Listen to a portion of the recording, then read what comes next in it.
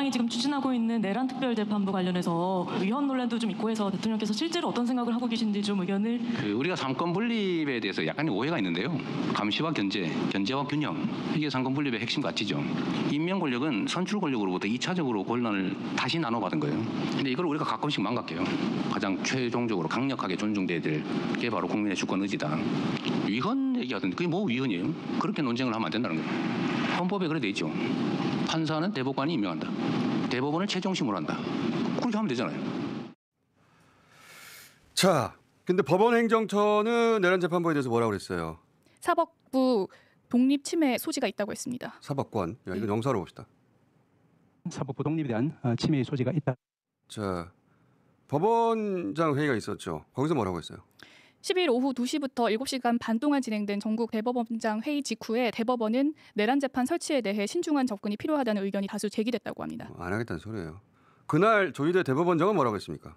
사법부가 헌신적 사명을 완수하기 위해선 무엇보다 재판의 독립이 확고히 보장되어야 한다고 했습니다. 그 영상 있으면 이건 봅시다 따로. 사법부가 그 헌신적인 사명을 완수하기 위해서는 무엇보다 재판의 독립이 확고히 보장되어야 합니다. 그러니까 내란 전담 재판 설치하지 말자는 거예요. 네. 어느 경우에도 어느 누구도 우리를 건들면 안 된다. 그냥 자기들이 하던 대로 하겠다 이런 소리거든요. 왜요? 자기들은 공무원 아니야? 하늘에서 내려온 철인이야? 공무원이 공적 목적에 따라서 특정 임무의 TF를 운영하는 게 왜 안 돼요? 이거 내란 전담 재판부 그냥 다른 조직에서는 TF예요. 재판부라서 내란 전담 재판부라고 멋지게 불러주는 거예요. 그냥 TF예요. 네. 내란은 우리 법이 정하는 가장 중범죄로 역사적 재판인데 이게 왜 안 돼? 그 유명한 뉴렌베르크 재판 여러 국적 아예 4개국 판사들 8명으로 재판했어요. 캄보디아 킬링필드 있잖아요. 크메르루즈 재판. 여기에 캄보디아 판사 3명 그리고 유엔으로부터 판사 2명 파견 받았는데 그래서 특별재판부 구성했거든요. 그중에 한 사람이 우리나라 판사였어요. 정창호 판사라고. 근데 지금 사법부 놀리면 이거 전부 다 재판 독립을 훼손하는 거예요. 원래 법원이 하던 대로 하지 않고 전담 재판부 구성하면 사법부 독립을 해친다는 거예요. 나치 재판도 잘못했고 유엔도 잘못한 거죠. 말이 됩니까 이게? 우리 법원에 이미 가사와 소년을 전담하는 재판부 있습니다. 가정법원이라고. 거기 전담하잖아. 가사하고 소년 전담은 되는데 내란 전담은 안 돼? 왜요? 그것도 일시적으로 전담하자는 건데 그게 왜 안 돼?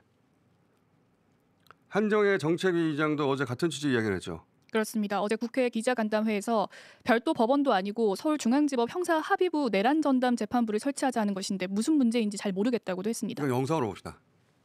19대부터 계속 논의가 되었던 노동법원 설치 이게 위헌 소지가 있다라고 하는 얘기를 들어보신 적 있나요?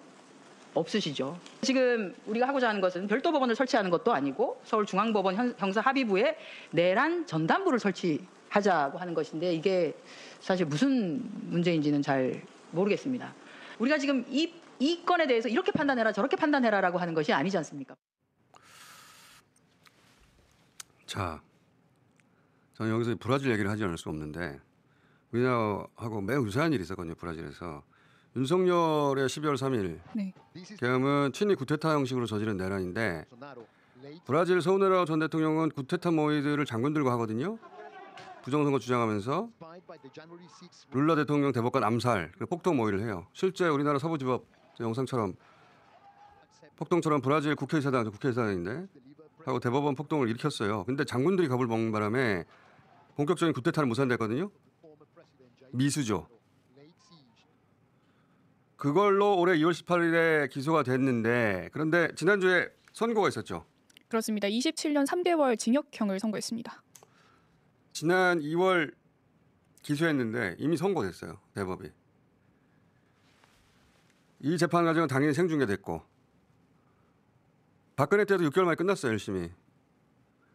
뉴렌베르크 재판도 생중계됐습니다. 무려 1945년 재판도 생중계가 됐어요. 그런데 우리나라 지기현 재판부는 어때요? 생중계는커녕 구속된 내란 수계를 풀어주지를 않나. 재판을 질질 끌고 휴가를 가지 않나 중간에 근데 사법부 뭐라고 합니까? 가만히 있어요. 아무 문제 없다는 듯이. 아무 일도 일어나지 않았다는 듯이. 아무 말도 하지 않고 직위원을 그냥 가만히 둡니다. 이재명 대선 후보는 안 된다고 대법원 전원합의체 파기환송은 직접 이끌었잖아요. 조희대 대법원장이.